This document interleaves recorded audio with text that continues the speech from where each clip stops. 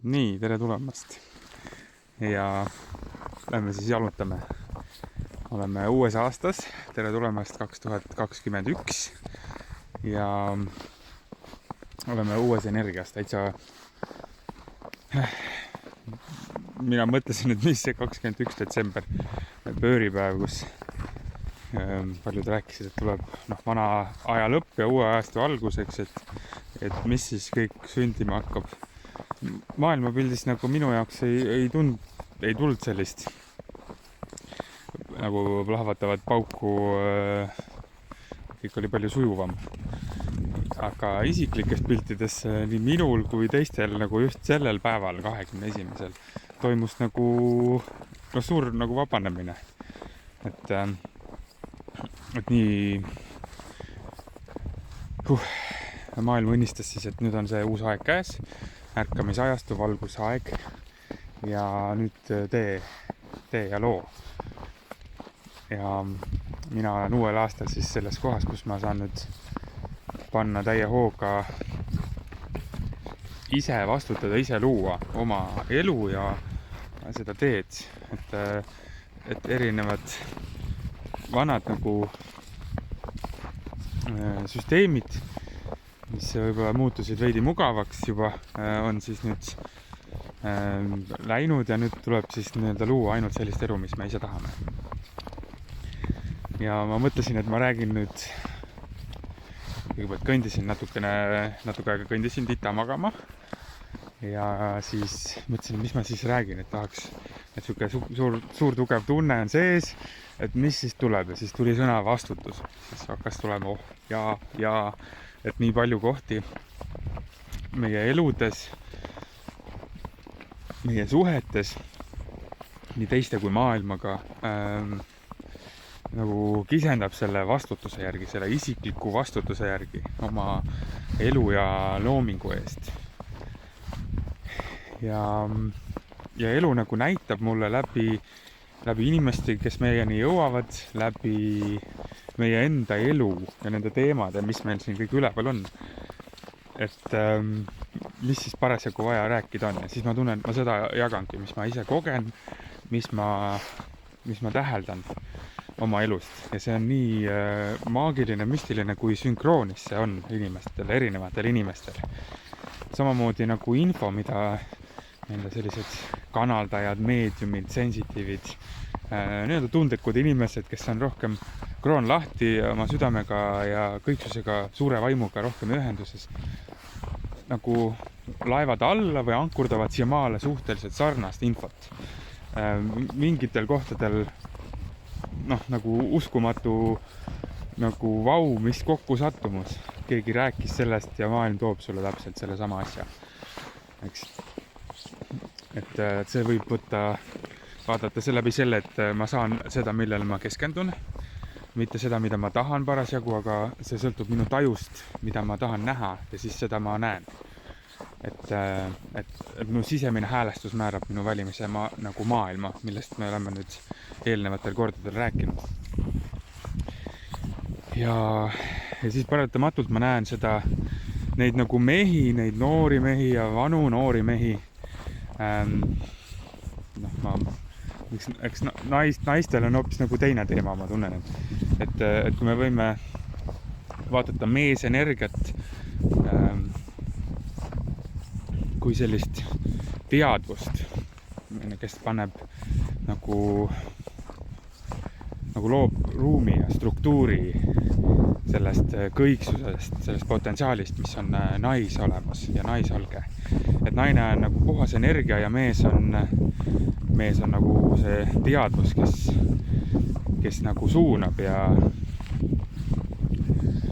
võime igatpidi igast asju rääkida või võib ka vastu rääkida, eks, et kohati on naine see perekael, kes suunab, et mees on pere pea, aga naine on kael, kes nagu juhatab, et võib ka öelda, et suur vaim läbi naiste see jumalikkus, see jumalanna on meie kõrval, et me austaks teda ja meie ees ja kõikjal see emamaa, see mateeria kõik ja ennekõike meie, nagu kõik naised meie elus on siin, et me austaks neid ja hoiaks neid ja ei vigastaks neid enam, sest et see on vana ajastu. See vana poiss, kes ei võtnud vastutust ja tegi liiga. See vana sisemine laps, kes on hirmust lööb. Vot, et seda enam ei ole uude ajastusse nagu tarviklik kaasa võtta ja need kohad tulevad kõvasti üles meie eludes, et me need vabastaks, põhjani ära tunneks, andestaks ja lahti laseks, et me kasvaks nii-öelda suureks vaimselt, ka mitte ainult kehaliselt. Et viimastel aegadel on lahe, palju sõpru on külas käinud ja nagu teemad olnud, et lihtsalt et nii suur osa inimkonnast on nagu lapse teadvusega veel, ei ole üles kasvanud. Et lapsepõlve haavad on nagu emotsionaalselt meie kasvu siis kinni pannud ja paljud suured inimesed on siis, ei ole nagu loomulikkuses, ei ole kontaktis.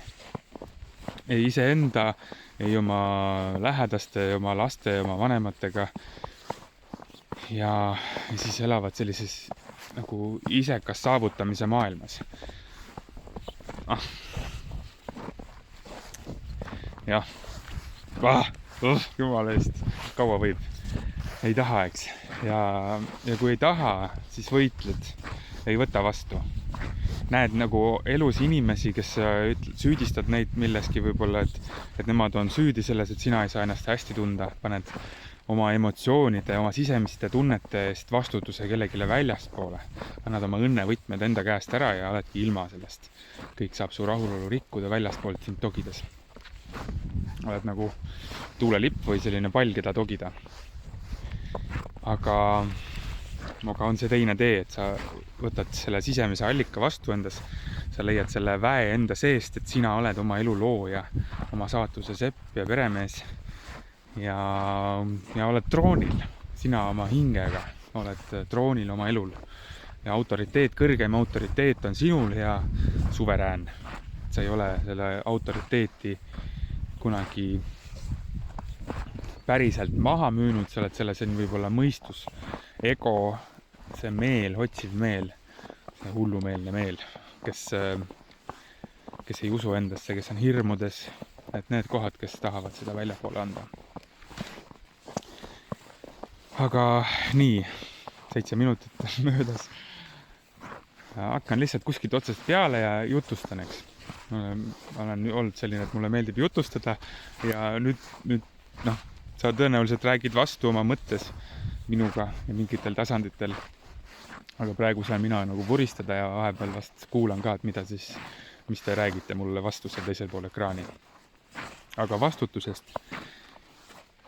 Vastutus nagu vastus või inglise keeles responsibility nagu response nagu vastus, ability nagu võime vastata.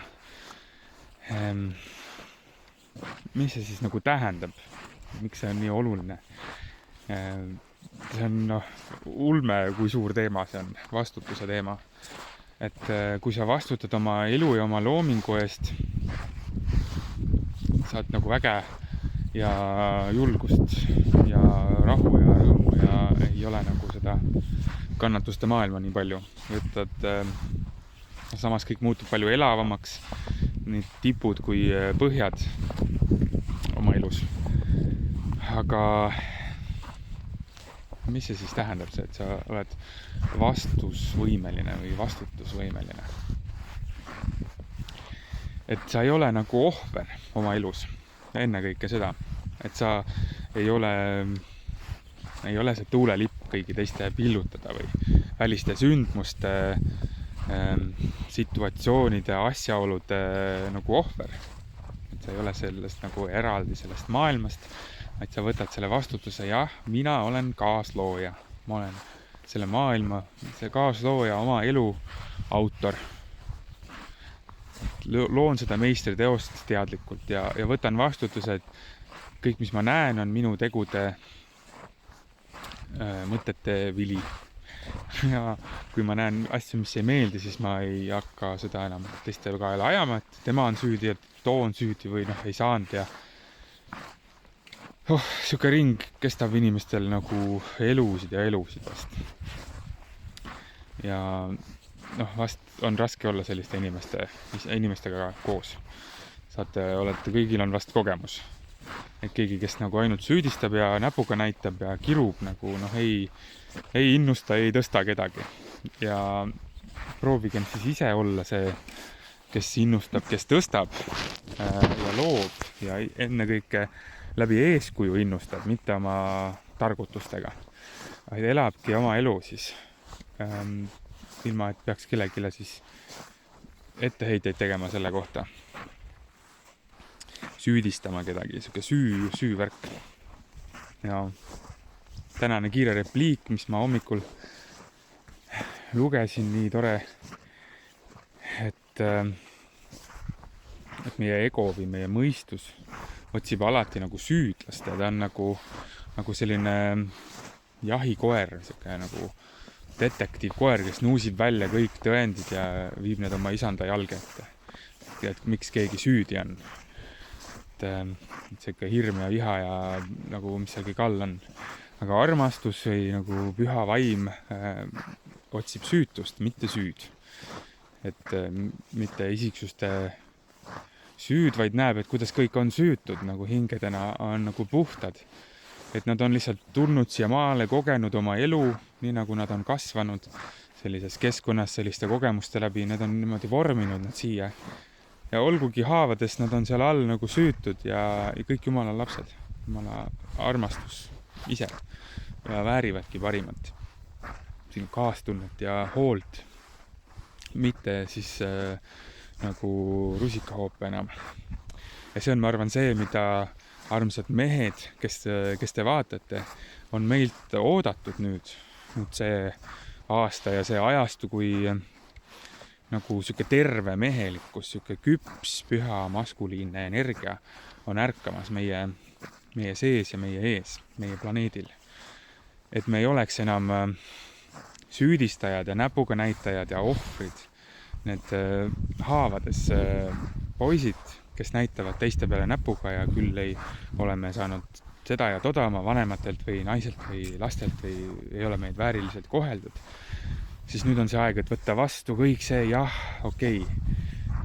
Kui sa ei suuda veel olla täiesti terviklikkuses, et okei, see kõik olen mina, siis nagu kas või teeskle algus või proovi nagu mõtle, et okei, ma siis teen enda, nii palju kui sa suudad uskuda, mis sinu impact, sinu mõju on sinu ümbritsevale. Kindlasti sinu olekust sõltub sinu perekonna atmosfäär ja õhkkond, eks. Et sa võid sellele keskenduda, kui sa ei suuda seda laiendada, et see mõjub kogu maailmale. Et see on väärt, et sina oleksid tugev, selge, vankumatu, ei läheks kaasa emotsioonidega ja lahmerdaks juurde süüdistades või nagu tehes veel liiga, vaid jääksid kohale, tähendaks, et mees ei lähe kunagi ruumist välja. Isegi kui naine vahutab, laperdab, emotsioonid käivad üle pea, ütleb, mis iganes ta ütleb, luba tal kokeda, ära mine talle nagu ette heitma või nagu maha tegema või maha tõmbama seda, mida tema puhta energiana peegeldab, sinu enda energiat. Et öeldakse, et kui sa naisega siis oled koos, eriti kui sa oled siis temaga seksuaalses ja suhtes kohe toimub siuke energiate lõimumine ja naine võtab sellest nagu vormi, mis sina oled. Ja mida rohkem sa aega veedad, oled nagu, saategi üheks, et ongi sinu naispool lihtsalt sinust väljas. Ja sinu sisemine nii-öelda naine ja sinu see jumalik alge ja kuidas sa kohtled Jumalat täpselt niimoodi, nagu sa oma naist kohtled. Et kuidas sa suhtud jumalikkusesse endas, oma südame häälde, oma hinge. Niimoodi sa kohtled ka enda naist ja enda väljaspoolt inimesi siis. Eks, et sa ei saa anda midagi, mida sul endal ei ole, kui sul ei ole endale armastust ja kaastunnet ise enda või maailma või oma pere vastu, kuidas sa seda teistele jagad? Ei saa, eks. Et see on siuke fiktiivne näidend, kapitalistlik ofert, et saada midagi vastu. Et motiivi puhtus või puhastus oli see eelmise või üle-eelmise korra teema, et endiselt väga oluline, miks ma mida teen. Siis nüüd ma arvan, järgmine samm on see, et ma vastutan, ma loon oma elu teadlikult ja mina olen oma teadvuse siis vastutaja, peremees, ema, isa, vanem, võtan enda kätesse. Õnnistan oma sisemist last, oma teed ja panen oma isiklikud nagu soovid midagi saada, midagi, mida mina tahan, mina. Et kõik need kannatused ja tülid on kõik sellest isekusest, mis me sees on. Et kes ütleb, et aga minuga käituti halvasti või mina tahan niimoodi või mina nagu. Mina. Ja see on nagu kõlab ja näha juba, et see on eraldatuseks, mis ei ole ühtsus sellega. Ja mõtledki ainult iseendale. Aga kui seal ma tõenäoliselt, ma olen olnud seal, ma tean seda kohta, me ei koge väga, mida teine tunneb. Me olemegi ainult oma nina ja naba otsas. Me oleme maailma nabad selles kohas. Ja me ei näe ja ei märkagi teise vajadusi. Ja kui siis keegi ütleb, siis jaa, sorry nagu. Kui veab. Kui edasi ei raiu, eks. Et teisel inimesel on ka vajadused, mida vajab sinu laps või naine või sõber. Ta vajab alati sinu seda targutamist või ei vaja sinu õpetusi alati, vajab vahepeal lihtsalt, et sa oleksid olemas ja kuuleksid teda ja oleksid see ruum ja hoiaksid oma lähedasi. Ja mitte ei paneks hagu alla või ei nagu ässitaks takka, et on keegi süüdi, vaid lihtsalt lubaksid kogeda ja oleksid see valgus igas hetkes ja igas kohas, kus sa oled oma ruumis. Et sinult on oodatud, et sa oleksid valgus ka kõige pimedamates kohtades. Ja kui sul ei ole enam nagu neid isiklikke nagu egoistlikke isekaid soove, nagu klammerdumisi nende asjade külge enne kõike vast. Või nagu asjad maises plaanis, kuidas sa tahad, et oleks või kuidas sinuga käitutaks. Vaid sa nagu transformeerid ennast rohkem armastuse sagedusse, kes ei oota midagi saada, vaid tahab ainult jagada, tahab anda ja olla olemas ja tõsta teisi, aidata teisi välja. Isegi kui sinul on olnud raske, siis sa oled, olen jumalas ja ei savi nagu, mis mul on olnud. Ma nüüd võtan sellest nagu tarkuse ja on neid, kellel on palju hullemini. Ja on neid, keda mina saan aidata oma tarkuse ja oma kogemusega. Minu sõna on püha ja loov ja minu tähelepanu ja kohalolu täpselt samamoodi. Ja kuidas ma saan seda kõige paremini kasutada? Et siis suur looja minu sees, minu ümber, palun näita mulle nagu, ole hea. Kuidas see saab teenida inimkonda kõige paremal, kõige ilusamal, positiivsemal ja efektiivsemal moel. Et aita mul seada oma sammu just niimoodi. Sa võid juhatust küsida ja enda seest, loojalt enda seest. Looja on kõigi sees. Oma sellelt kõige olemasoleva looja energialt, millest sa saad sisse tuunida enda sees. Et sellelt saad küsida, et transformeeriks need egoistlikud kohad ära. Ja see transformatsioon tõenäoliselt on see, et sa koged need asjad läbi. Tulevad üles need vihad ja kurbused ja värgid ja siis lõpuks pisarad, nagu jumal tänatud, kui pisarad tulevad. Et vabanemine. Mina olen igatsenud oma pisaraid, et pakkisin kinni, ei tahtnud tunda, ja siis ei näinud neid nii kaua. Ja koos sellega pakkisin kinni ka kuskil 8 aastat oma mineviku mälestusi, mis tulid mulle nagu välgatusena üks hetk tagasi, et ma elasin niimoodi. Siuksed kogemused olid minul kuskil 2.–3. kuni siis mingi 8.–9. klassini. Et ma ei mäletanud mitte midagi, sest ma ei tahtnud mäletada, mul oli nagu emotsionaalselt raske.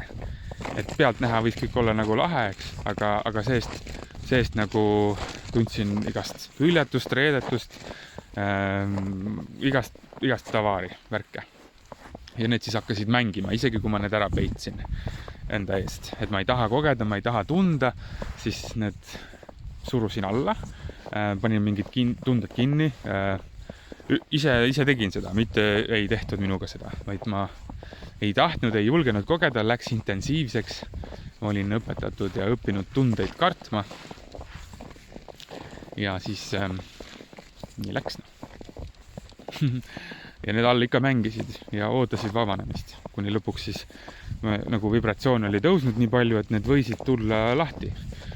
Et ütleme, sagedus oli juba nii kõva, kiirgus, ultraheli ja vinistas lahti selle nagu blokeeringu ja siis vabanes energiat elus, kehas igal pool. Et umbes niimoodi see võiks käia. Ja igast asju räägin siin vahepeal, aga vastutus oli see mõte. Ja et see ei süüdistaks, vaid õnnistaks ja ei ootaks midagi vastu. Et sinu, isegi kui sul on olnud raske, siis saad olla nüüd see, kes annab ja siis lähebki kergemaks, sest kõik, mis sa annad, sa saad vastu. Et kõik, mis sa teed ise endale. Ja kui sa hakkad tegema nagu heategusid, ootamata midagi vastu, nagu siiralt, siis endale, teistele, kõigile sa teed seda ühe korraga. Ja ei ole vahet. Ja kõik, mis sa näed, kõik, mis on su elus, on põhjusega. Sa oled selles kohas põhjusega, sa näed ja koged neid kogemusi, olukordi, inimesi põhjusega. Ja mitte niisama. Vot.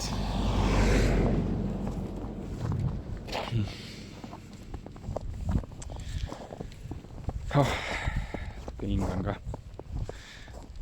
Ei tea, kas sa jalutad või istud seal, tahaks jalutada. Vahepeal lihtsalt laseks settida, ma olen nii ka tundnud, et millestki jääb ilma või kuskil on kiire või millestki on puudus. Tegelikult ei ole, kõik on nagu külluses ja täiuslikult. Ja ei ole kuskile kiiret, millestki ilma ei jää ja vaikuses on nii palju seda, et sa lased endal minna sügavamale selle kõigega.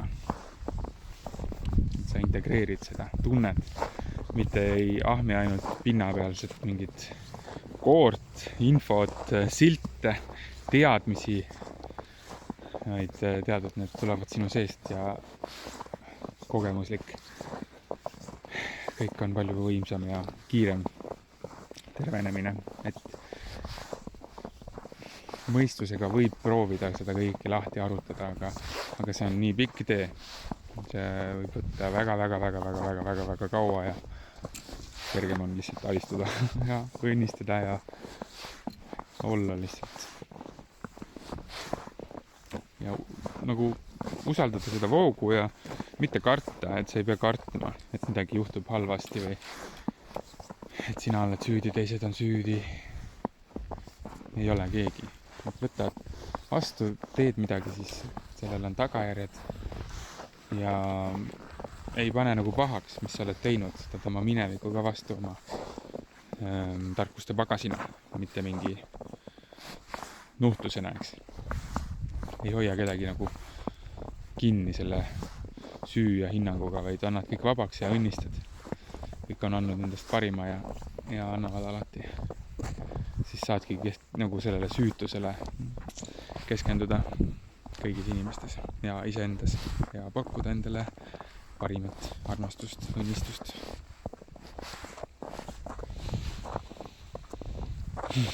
Nii, võt, siuke voog tuli minu seest. Kas teil on küsimusi?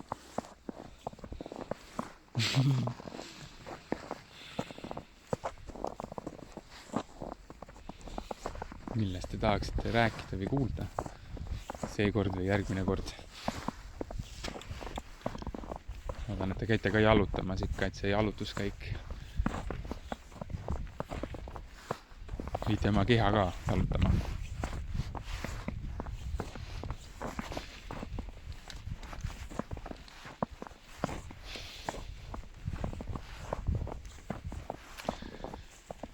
jah, ma ei hakka väga rääkima sellistest nagu haigustest või kannatustest, kuivõrd nii palju, et need on meie loodud kontseptsioonid, meie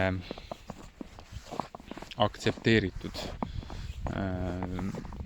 filtrid, mille läbi me maailma vaatame. Ja kui me millegisse usume, siis see saab elu, see saab reaalsuseks. Kui me midagi kardame, siis samamoodi. Seepärast, et hirm ei ole väga teadlik loome instrument. Sest et tegelikult, kui sa tunned hirmu, siis sa ei taha, et juhtuks midagi, millele sa keskendud. Ja see hirm, et sa ei kontrolli ja ei ole nagu võimeline juhtima, vaid sa arvad, et sa oled eraldi sellest, et sa oled nagu siuke, kardad, et sa oledki see tuulelipp, mida saab nagu pillutada ja et sulle tehakse veel liiga, see haav seal all, et valu on seal veel all. Et hirm just selline nagu ongi, et sa lood seda, mida sa ei taha läbi selle, et sa saadad oma mõttejõu, oma teadvuse mingile ajaliinile, mingile reaalsusele, paralleelreaalsusele võiksid öelda, sest neid on lõputult, kuhu poole sa võiksid minna. Aga sa projitseerid tulevikku mingi energia, ütleme, tihti vaadatakse, mis on kõige hullem, mis võiks juhtuda, eks mõeldakse hirmult. Ja kui sa seda nüüd nii tähtsustad ja hulluks pead, siis tõmbad seda natuke lähemale endale. Hoiad kinni sellest visioonist. Visualiseerid midagi juhtumas. Tegeled nagu loomisega, aga see ei ole teadlik loome, sest tegelikult sa ei taha, sest hirm on ju see, et sind see köidab ja kütkestab millegi poolest. Mingi sündmus või asi, mis võiks juhtuda, mida sa nii-öelda kardad. Aga sa ei taha, sa tahad midagi muud. Ja siis kõige kergem ongi lihtsalt mõelda, mida sa siis tahad ja hakata sellele häälestuma. Hirmud lihtsalt känguvad kokku nagu sellest, kui nad ei saa su tähelepanu. Need ei eksisteeri ilma sinuta. Et sina hingestad ja mõtestad kõike oma elus. Kõike sellega nagu lood ja tood oma ellu.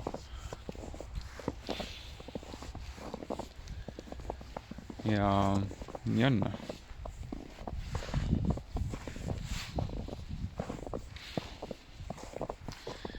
Ja kõikide hirmude all on vast see surmahirm, et sellest üle saad, siis oled palju vabam. Ei karda nagu surma. Et sa ei lõppe ära, kui sa ära sured.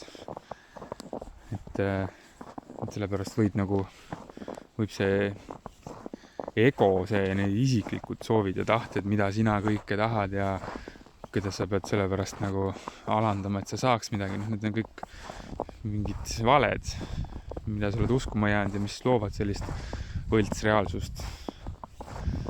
Sest et see ei ole nagu lõplik reaalsus, eks, et see on üks võimalikkus, kuidas näha. Ja selles mõttes, kui sa elad seda elu, siis sul on õigus, sest sa oled ise selle loonud ja sul on alati õigus. Et ma ei ole siin nagu kedagi ümber veenmas, pigem pakkumas nagu perspektiivi, et on teistmoodi ka võimalik ja kõigil on õigus, Yes. Siin need tihased tulid kohe kambakat tegema. Kambalaulu koori. Ja vaata, kuidagi kuskilt nagu oleks midagi veel selle hirmu kohta. Jäi nagu pooleli või?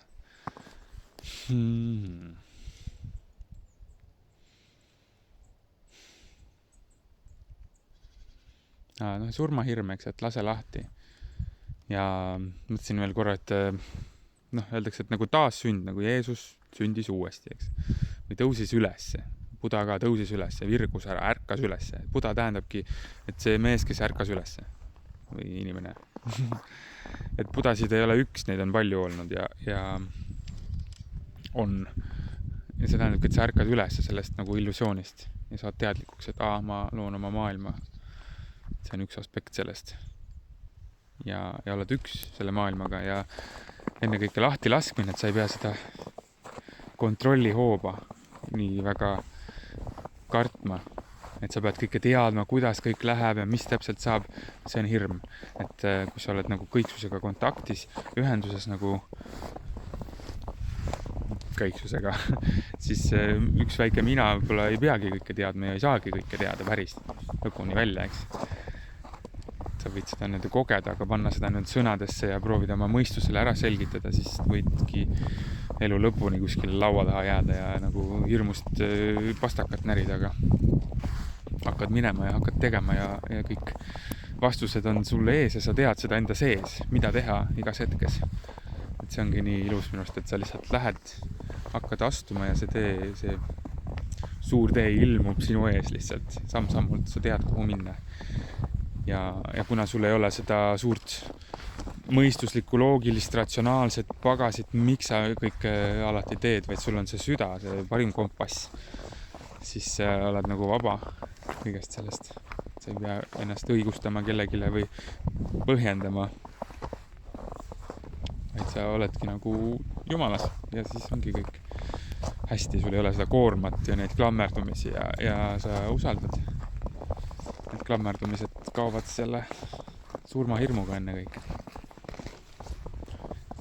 Ja kui sa sured ära, see egoga siis, aga keha ja füüsiline ja see teadvus, see jääb ellu, siis see ongi sul nagu taassünd, nagu see teine lapsepõlv, oled jälle nagu lihtsuses ja armastuses ja imestuses ja imetluses kõigega, mis on. Ma arvan, et see on tegelikult see, mida meie täiskasvanud meeled ka igatsevad, tahavad näha seda maailma imetleda. Ja sellepärast armastus, kes keda tabab, nagu selline armumine, armastus, see on selline sarnane kogemus sellega. See võiks tegelikult kogu aeg olla. Keegi äratab sinu sees armastuse, siis see armastus on sinu sees. Ärge pange seda sellele objektile, ärge omistage talle seda alati, vaid et see armastus on sinu sees ja alati ja olge tänulikud ja õnnelikud ja hoidke ennast ja hoidke inimesi enda ümber. Vot, siis vastutamegi. Kui teed head, lihtsalt teed head, õnnistad, pakud parimat endast. Mõeldes, mida sa saad anda, siis kaob tihti see närveerimine, see hirm, kui su fookus läheb selle, et mida sa saad, sellele, mida sa saad anda. Siis tuleb tänu ja kõik muu ka. Vot, aga tore siis, tänaseks saime jalutatud. Lähme veel, olge tublid, tšau!